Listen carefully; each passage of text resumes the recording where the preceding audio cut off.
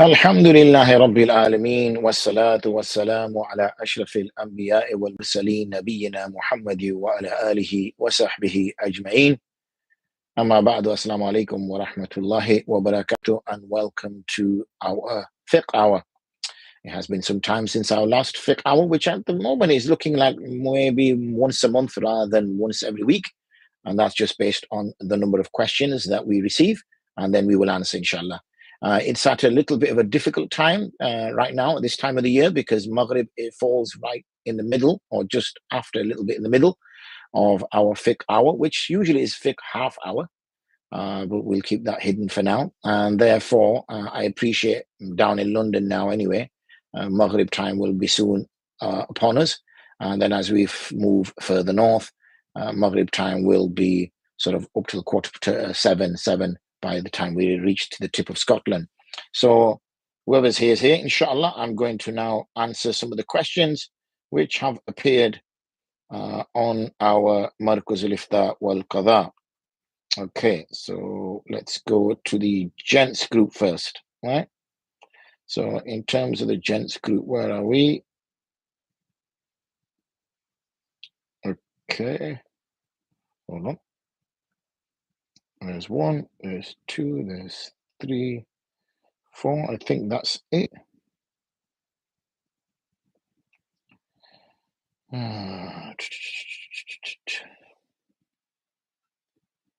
Yep, that's the one. So let's start with that. So the first question that we have is a question based on this one. Assalamu alaikum, Mufti. If I find money lying on the floor, for example, in a public place or in a school playground on the weekend that is hired out by other organizations, what is the best course of action according to the Sharia? My instinct is to leave it where it is because if I pick it up, I understand the responsibility to find the rightful owner would fall on me. One, should I leave the money when I found it, or is it better to pick it up to safeguard it? Number two, if I do pick it up, what are the legal rulings and obligations upon me? For example, how long must I search for the owner? And what should I do if I cannot find him?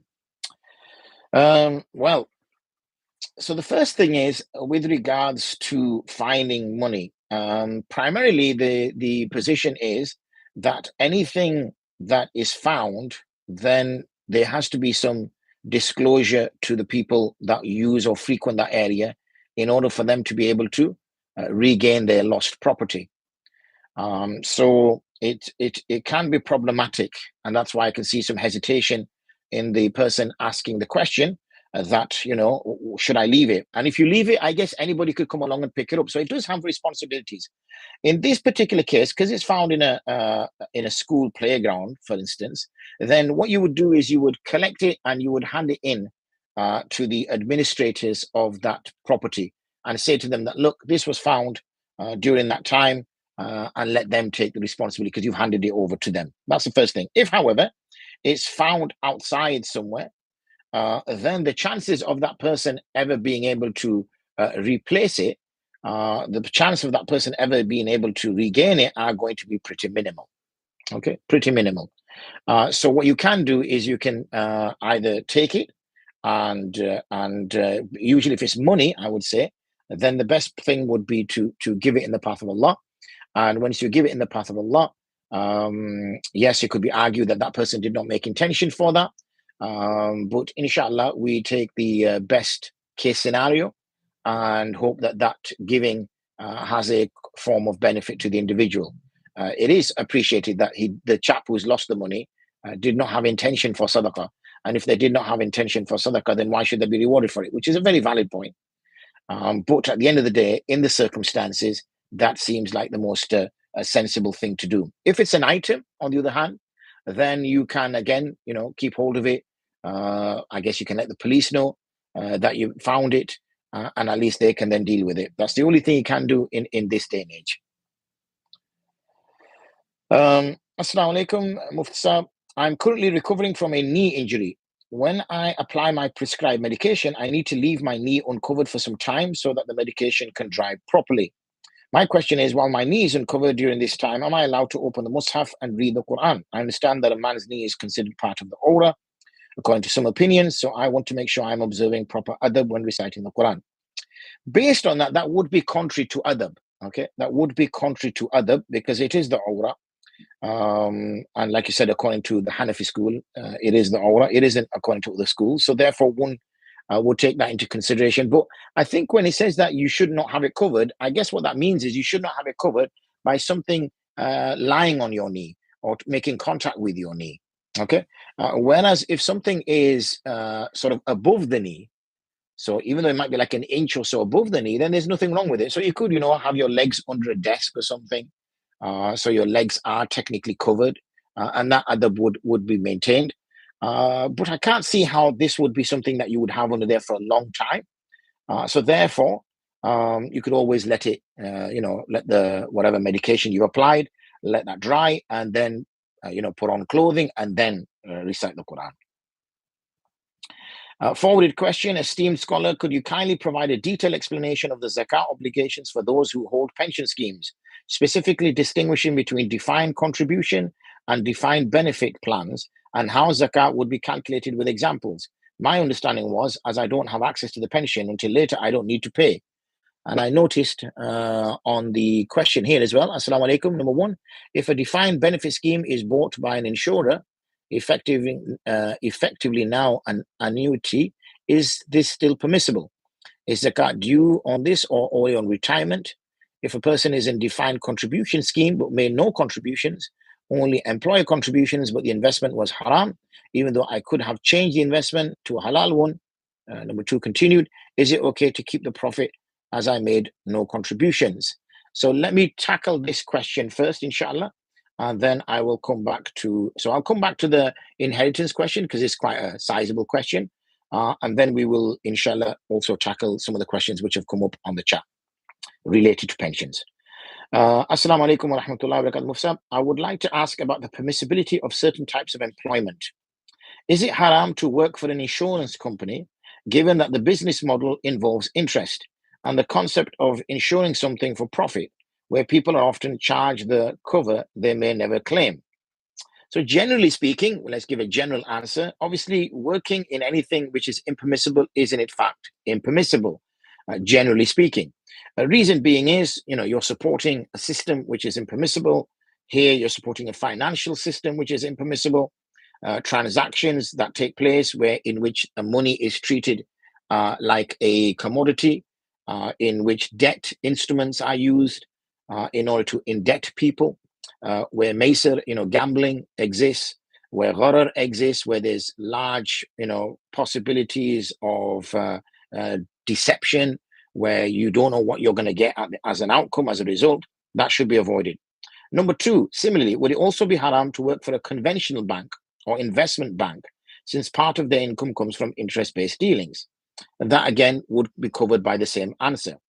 For context, and now we get a context, okay? So I gave those answers, generally speaking. We're now going to get a very specific case. For context, I'm a software developer by profession. My role involves building and maintaining internal and external web applications that are used by various departments within the company. This involves developing tools, dashboards, and automation systems to make internal processes faster, smoother, and more efficient. For example, improving how employees handle data, manage customer information, or process tasks related to insurance operations. So this is the task. So I do not directly sell insurance policies or deal with customers, but the software and the systems I build are used by employees who are involved in selling insurance, handling claims, and other related business functions. In that sense, my work indirectly, supports the company's corporations, which include insurance activities that may indirectly used for or involve riba or other non-Sharia compliant elements. I don't know if it does. Given this indirect involvement, I would like to know, is it permissible for me to continue working in such a role?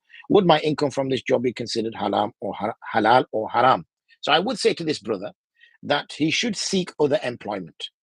The reason being is he's not free from engaging in activities which have a result which is haram. And the majority position that the ulama adopt is anything which has some involvement with haram should be avoided because in itself becomes haram.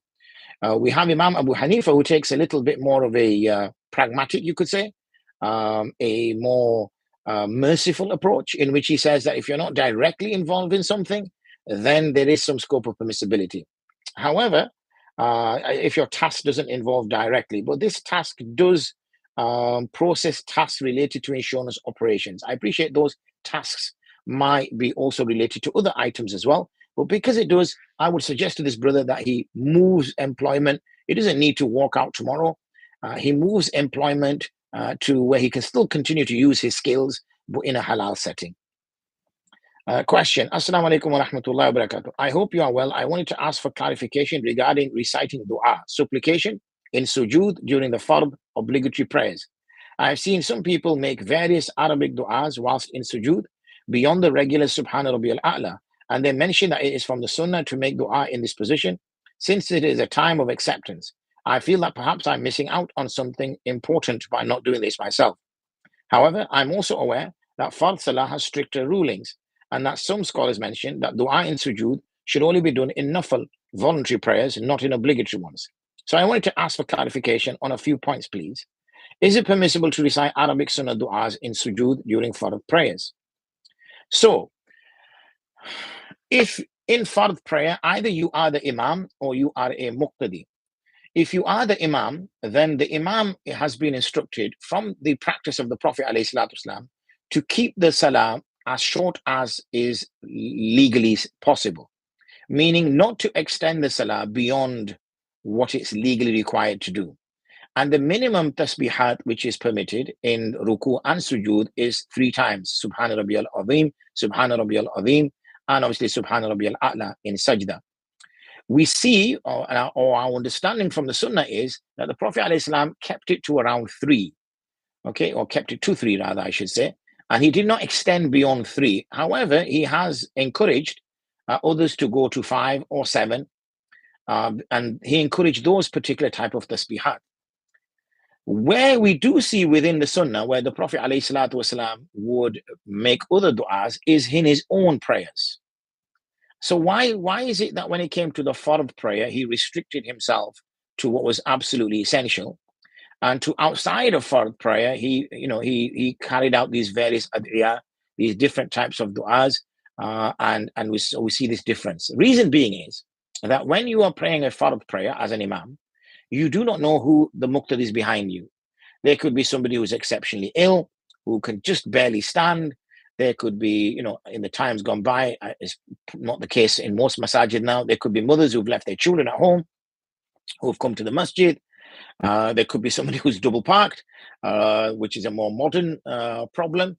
There could be 1,000,001 reasons. There got a student that's got to get back to a lecture. There could be somebody who wants to get back to work. Allahu A'lam. So therefore, there could be there's somebody who's looking after an ill parent who's rushed down to the masjid in order to be able to pray and then rush back. So when it's the Fard prayer, you keep it to a bare minimum. Similarly, the Fard prayer, you want to eliminate any opportunity or possibility of riyah. And extending one's prayer whilst other people are observing can unfortunately bring riyah into it. Okay, it can bring riyah into it, and that's one thing we have to avoid. That it becomes a thing of show, a thing of, and when you're doing ibadah, which is very dangerous, and you are demonstrating it as a very sort of a show way, then the problem you have is that you are now ascribing partners with Allah, because you're not just worshipping for the sake of Allah, you're also now worshipping for the sake of the people, which is very dangerous. So the Fard prayer is kept minimum. So that's when you're the Imam. If you're the Muqtadi, okay, and you're behind the Imam, then normally the Imam is taught to move slowly. Okay, the Imam is taught to not be too fast, because even though he says Subhanallah, Allahu Akbar, now by the time he said Allahu Akbar and he's going into ruku, it may take a while for that to register in a person's head, and then he thinks, oh, Imam said Allahu Akbar, so he slowly moves down. Now if Imam just does Subhan Rabbil Azim, Subhan Rabbil Azim, and he's back up, then that poor guy has just about made it to ruku and Imam's already back into coma, and he may not catch the ruku, and ruku is fard. So we have a big problem here. So the Imams are taught, the Imam are taught, that they should be slow in their movements and they should take their time in the various positions, especially where there is significant movement.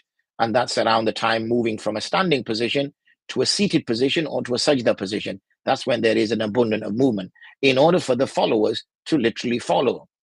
So if you are a follower, you'll find that you may get a little bit more time in ruku than saying 3 times Subhana Rabbiyal Azim. You may find that in such that you get more time than saying 3 times Subhana Rabbiyal A'la. So then extend it to 5, extend it to 7.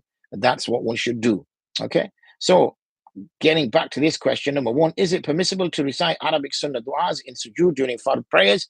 There's obviously this difference which exists between being a muqtadi and being an imam. And if you're praying alone, I guess you're praying alone. You can extend your salam for as long as you like. If it's in a private area, nobody's watching you, there's not an issue whatsoever. Number 2, if so, should there only be the du'as narrated from the Prophet ﷺ, or can one also make personal du'as in Arabic, such as asking for guidance, forgiveness, or worldly needs? Because I've answered that question, number 1, that no, in fard prayer, as an imam, you wouldn't do that. As a follower, you can increase your tasbihat. Praying alone at home, you would increase the tasbihat. Because there's no practice of the sunnah of the Prophet ﷺ doing this, because he only led in prayer. Very rarely did he follow, if at all. In fact, there's no evidence that comes to mind that he followed. Even when Sayyidina Abu Bakr led, the people followed the Prophet ﷺ. So therefore, he would always be leading. Number 3, is there a difference in ruling between fard, sunnah, muakkada, and nafil prayers regarding making dua in sujood? I think I've already elaborated on that point. Would making dua in one's own language ever be allowed in any of these prayers? No, it wouldn't. What is the preferred or safest practice according to the Hanafi school, and if possible, other schools too? So I've given you the safest practice within the Hanafi legal school, and that should be the practice that should be adopted, that we should restrict our extra Arabic du'as when we're praying sunnah muakkada or when we're praying nafil, and leave the practice of the fard prayers, increasing our tasbihat as long as we keep it to an odd number. Assalamu alaikum, Sheikh. I have just some questions. For wudu, when washing my face, does the water need to reach the immediate area of the chin that faces towards the ground, meaning the area that sharply turns from the face towards the ground in the 90 degrees angle? Yes. So that's the bit which you can't see because of my beard, but where my finger is, that's where that part is. When using a Sharia-compliant spray, I never knew there was a Sharia-compliant spray, mist bottle for wudu, can I spray the mist directly on my head or socks instead of wiping with my hand, wiping my head or my... No, because the practice is to apply the water to the hand and then apply it to the feet and apply it to the hand and apply it to the head. In illness, sometimes hardened mucus crust forms around the outside nostrils area. Would this constitute a barrier to wudu if they remain after washing? You would remove them to the best of your ability, and then you would make your wudu like you would to clean your nostrils out. You would blow out the phlegm, and that's how you would do that in this case as well. So I haven't forgotten the question on pensions. I will come back to that question, inshallah. I'm just going to go into the ladies group. Assalamu alaikum wa rahmatullahi wa barakatuh. I pray you and your family and the best of health and iman. Ameen. Wa alaikum salam wa rahmatullah. I pray likewise for you. Inshallah, I'm planning to perform Umrah starting from the 1st of October. Oh no, it's now the 15th. We'll be traveling to Medina on the 6th. However, my menstrual cycle is expected to begin on the 1st. I have heard that according to the Hanafi madhab, there may be certain allowances for women who are menstruating during during Umrah.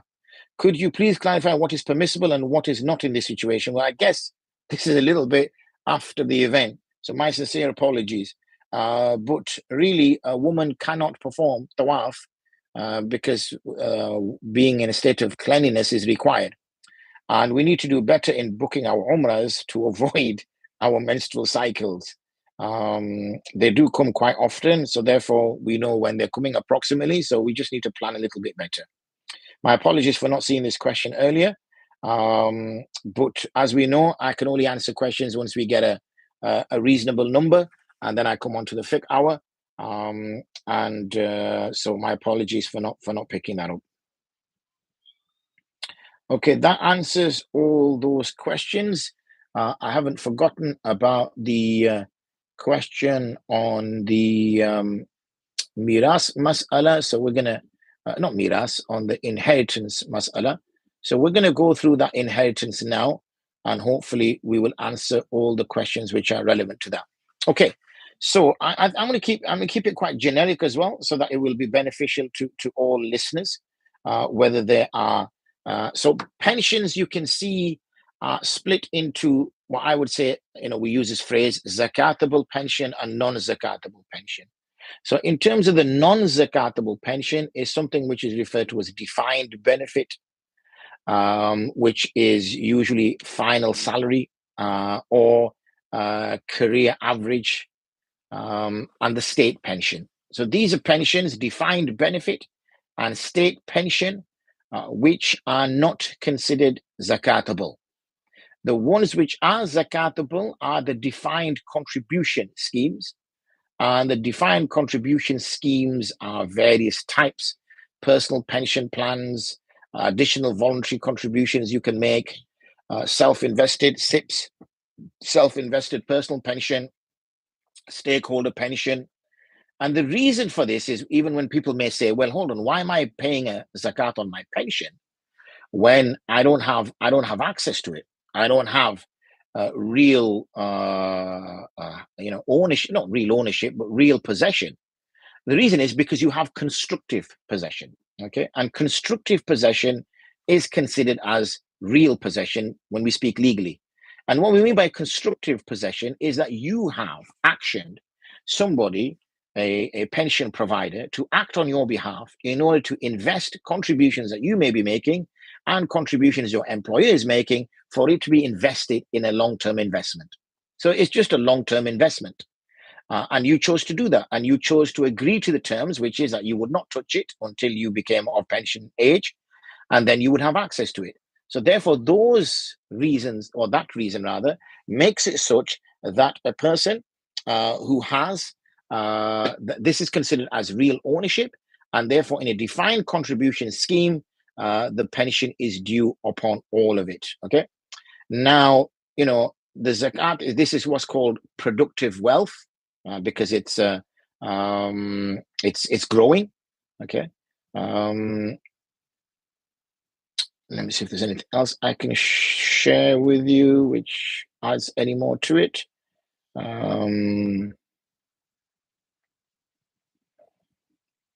Right. So when we speak about defined benefit schemes, then the pension fund is not owned by the employee. The employer owns it, and they are investing on behalf of the employee, and they only transfer ownership when the person becomes of pensionable age. So the ownership is key. Possession is constructive, appreciated, but the ownership belongs to the employee in the defined contribution schemes. But in the benefit schemes, then in those, the employer. So the key thing to look at is who owns the money, who owns the investment, not necessarily saying, well, I don't have access to it, it's locked away. That's because you chose to have it locked away. Like you might enter into a 10-year investment with somebody. You're putting money in every month. It's your money that's going into it, and therefore that's growing. Okay. I think that answers most of it. There can be obviously pension schemes. The pension pot is usually made up of different things. And I think one of the questions which has come up on the live stream was about, somebody contributed it in haram areas. So you need to then see what your pension pot or your pension fund is being invested in. And there are Sharia compliant pension funds that exist. Okay, so do search them. They exist. There's no doubt about it. I think a Smart Pension do one that's supported by Wahid. So they exist. So there's no excuse for us to say they don't exist. So if it's in equities, then 40% of equities are zakatable. That's why it's just a general ballpark figure. Obviously, if it's in fixed interest income bonds, and these are haram, right? We know that 100% is zakatable, and the returns are unlawful apart from what you invested in it. Gold and silver, if your pension pot contains some gold and silver, then it's 100% zakatable. If there is liquidity, as in it's saved in cash, then it's 100%. So that, and commodities, if it's invested in commodities, it's 100%. So that kind of gives you an idea that in most things, it's virtually 100%. Okay. So how do you do it? You first identify the asset class of your pension fund, which we just spoke about earlier. You determine the total percentage of zakatable assets in your pension fund, which is based upon the things we spoke about earlier, which if you really want to be on the safe side, just use 100%, because the only one which was less than 100% was the equities. Okay. And then you work out a percentage of that. Once you've got the value, you know that, your pension fund is worth, I don't know, 100 grand, and you need to give zakat on 70% of it. So that means you need to give zakat on 70 grand. Because the other 30 grand is part of the equities section that you had. So now that you've got 70 grand that you need to give zakat on, you're going to give 2.5% zakat of that 70 grand, and that's the value you would give. Okay, and you would work that out on a regular basis. You would be giving that on a okay. We can look at this. So I was asked specifically to look at a couple of cases. Here we have case study 1. In this study, the pension fund is currently valued at 10,000, so it's not doing very well. After considering the assets in the fund, 43% of the assets were zakatable assets. Remember that the proxy of 40% is applied on equities. 43% of 10,000 is the zakatable ratio. Thus, the value of zakatable assets in sterling is 4,300 is zakatable. 2.5% of 4,300 is £107.50. And the person is responsible to pay £107.50. So this person's fund was made up of 70% equity, 5% cash, 15% property, and 10% was other. Okay. So on the 70% equities, he's going to give 40%. So 40% of 70% is 28%. Of the cash, he's going to have to give 100%. So 5% stays as 5%. On the property, because the property is being used for renting out, and the rent is collected, then he will not give any zakat on that. So that 15% will become 0.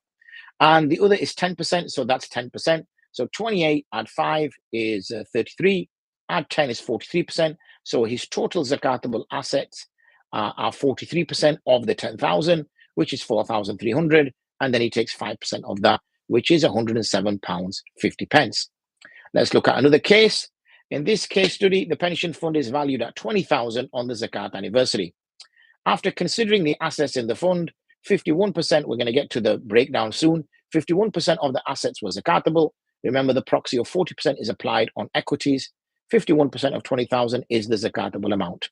Thus, the value of zakatable assets in sterling is 10,200. 10,200 in the fund is zakatable. 2.5% of 10,200 is 255. This person is responsible to pay 255 as zakat on their pension. So let's give the breakdown of this person's pension fund. He's got 40% equity, 5% cash, 30% property, 10% other, 10% gold, and 10% alternative. 40 add 5 is 45. Add 30 is 75. Add other is 85. Add gold is 95. Sorry, is 75, 85. Well, now I'm carrying that up now. 40, 10, 20, 30 is 70. Add 30. So this goes to 105 for some reason. There's a mathematical error. So here, it should add up to 100% because percentages have to add up to 100. Then the only thing which is going to be, you're going to take a proxy is the equity. So 40% of 40 is 16%. The cash will go straight over. The property, again, is this is being rented out and you're collecting rent. So there's no zakat on property that is being used to collect rent because you give the zakat on the rent. 10% other carries over. 10% gold carries over. Alternatives carries over. So then 10, 10, 10 is 30. Add 5 is 35.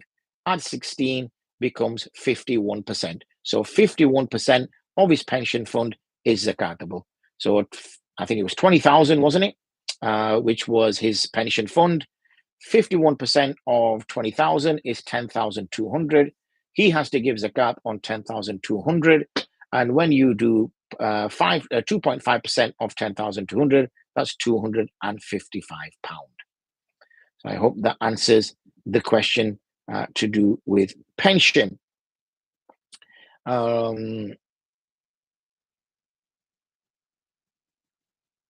If a defined benefit scheme is bought out by an insurer, is this still permissible? I don't know what you mean by is this still permissible? Is what still permissible? Please, if you can just clarify. Is zakat due on this or only at retirement? If this is owned by, if the person is not the owner of the wealth, if I explain the principle, then that will hopefully help. If the person is not the owner of the wealth, the employee is not the owner of the fund, and the fund is owned by somebody else, then there is no zakat due upon it. Once the recipient, i.e., the employee, becomes pensionable age, when it's a benefit scheme, a defined benefit scheme, then he becomes the owner.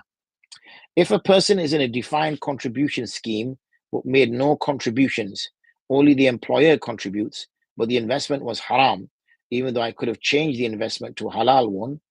Number 2 continued, is it okay to keep the profit as I made no contributions?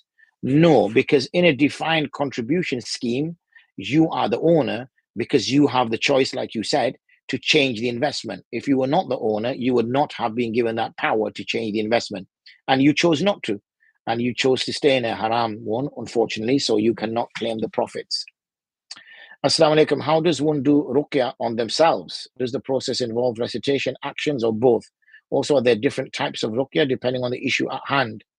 Lastly, there are scholars who prescribe you to burn papers with things written on them to perform ruqya, which seems like a contradiction to the sunnah. What is the ruling on this practice? Yeah, unfortunately, we see a lot of black magic, shall we say, even in the world of ruqya. Ruqya is to recite. Okay, that is the manner, is to recite sections from the Quran upon oneself. La ba'sa tahuran inshallah 7 times. We see within the sunnah. That is the process. Usually, the right hand is used on the paining part or on the issue where it can be. Sometimes we blow on ourselves when we recite.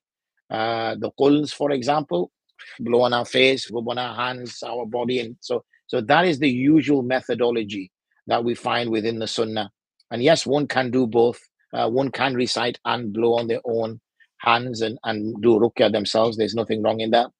Anything which contradicts the sunnah should be avoided because it is a bid'ah. That is technically the definition of a bid'ah.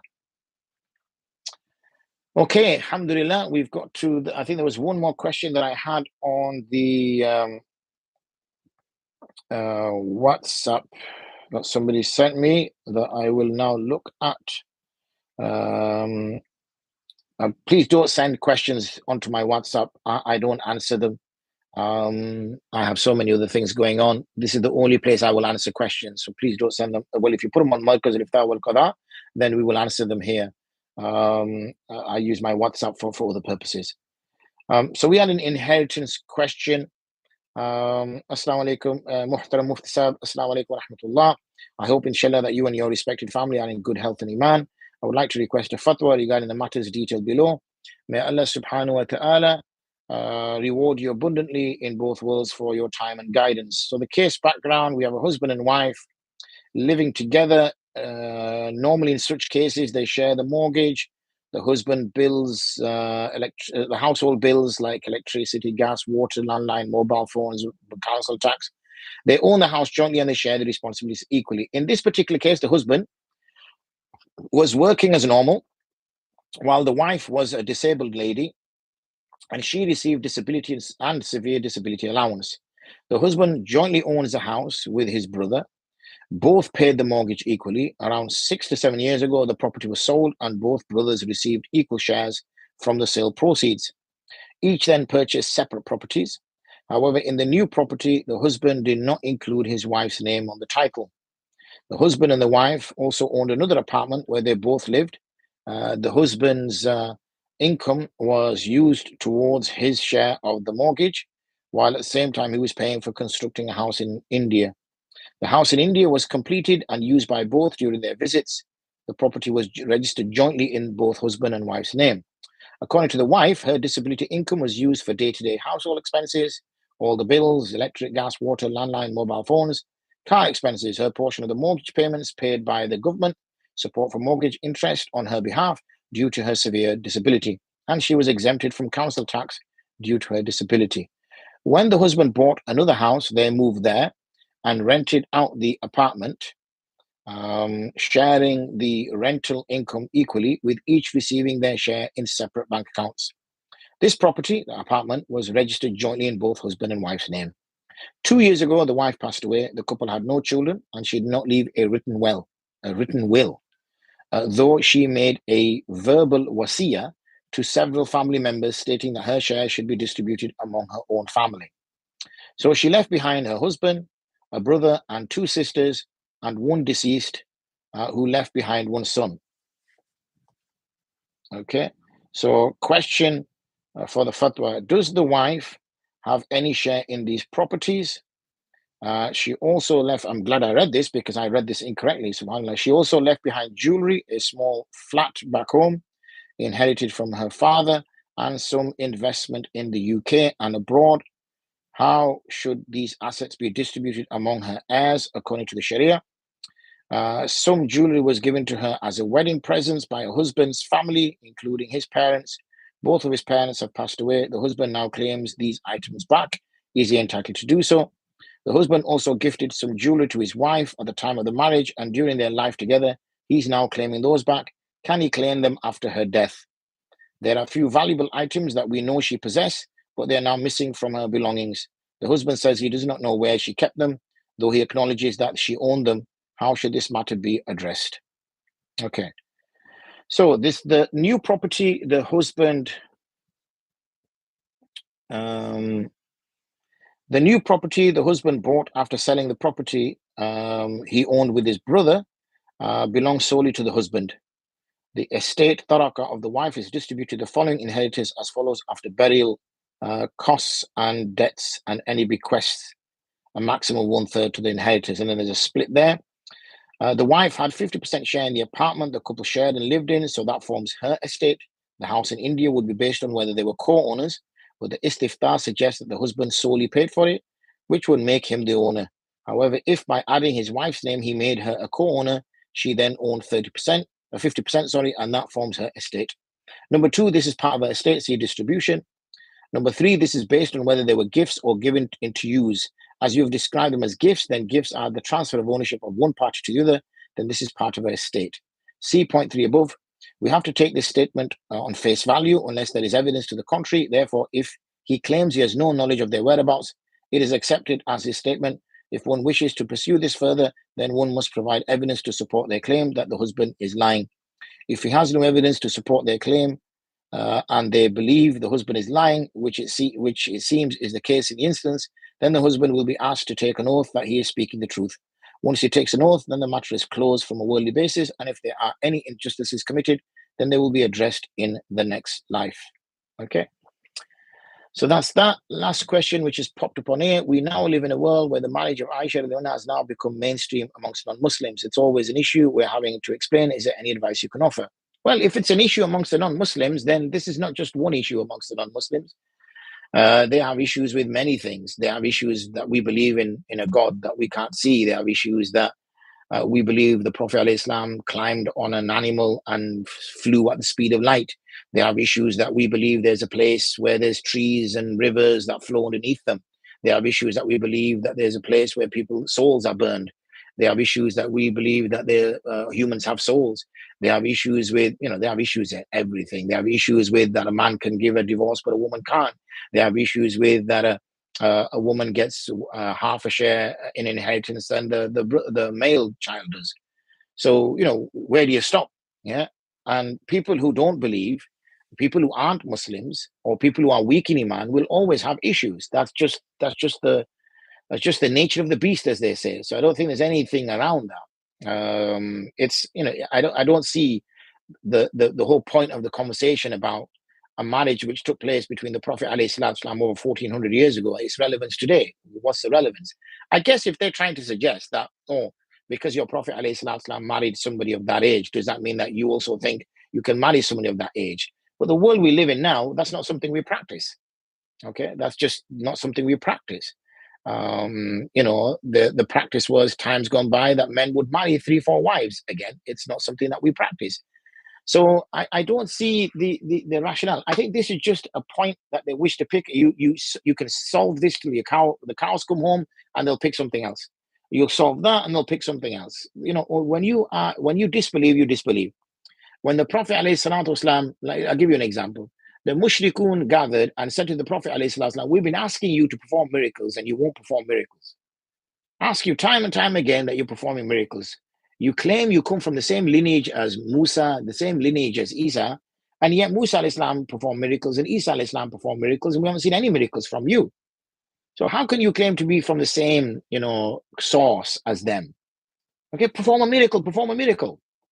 And the Prophet ﷺ used to say, look, I can't choose when to perform a miracle. This happens at the will of Allah. It happens by the permission of Allah. I can't just decide it because this is not from me, it's from Allah. It so happens that at that particular moment, Allah instructs the Prophet ﷺ to split the moon in half. So the Prophet ﷺ splits the moon in half. Half the moon goes on one side of the mountain top, half the moon goes on the other side. As you're obviously visualizing it, the moon is out in space, but as you're visualizing it from the earth, the moon half goes on that side, half goes on. And what did the mushrikun say? Oh, he's performed a magic trick. He's bewitched us. So, how often, so when people are asking questions, there's two types of questions. One question is being asked to learn. Okay, a person is trying to learn. And there's things which are troubling them and they want to learn and they want to know the answer. Okay, that's one. Another one is just asking a question out of spite. Asking a question to just try to belittle, to ridicule, to confuse, whatever. So why entertain those people? You will not be able to change their mind. You cannot commit unless obviously Allah guides them. Allah is the one who decides that. But my point is that you'll get lots of these. So I don't think we should be too preoccupied with them. We should just practice our life, explain to whoever we can explain to that this is Islam. They then have a choice. They want to choose Islam. They don't want to choose Islam. That's their choice. We are under no compulsion to convert the whole planet. I've never read anywhere that we are required to convert the whole planet to Islam.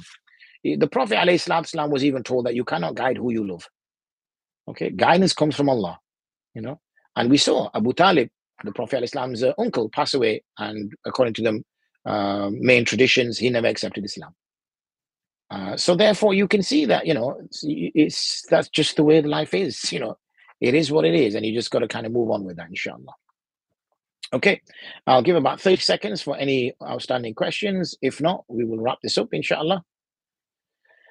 There was something I was supposed to do, but I've totally, that's what I was supposed to do. I just remembered again, alhamdulillah. So I better wrap up because I will probably forget again. So inshallah, till the next time. Yeah, it's coming on, isn't it?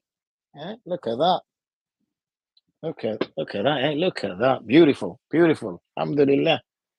Still holding on. I don't know for how many more years, but for now, it's still there. Alhamdulillah. As I say, whilst you've got it, I won't flaunt it, but whilst you've got it, make use of it. That's what I will say. When it's gone, it's gone. It's never coming back. Khair, inshallah. Wa akhiru da'wana. And alhamdulillah rabbil alameen. Assalamu alaikum wa rahmatullahi wa barakatuh.